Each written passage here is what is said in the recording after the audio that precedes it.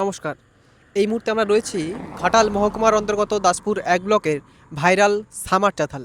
অনেকেই রামগড় চাতাল বলেও এটাকে চেনেন। তো এখানে দেখাবো যে এখানকার ভিউ কেমন রয়েছে আমার এই DJI Mini 4 Pro ড্রোনের মাধ্যমে, অর্থাৎ আমার পাখির চোখে। তো চলুন আজকের ভিডিও স্টার্ট করা যাক। তো আপনার সাথে আমি রয়েছি মৃণাল, আর আপনারা দেখছেন Bong Mrinal YouTube channel, Facebook page অথবা ইনস্টাগ্রাম আইডি। তো ড্রোনটা আমরা ফ্লাই করছি এখন।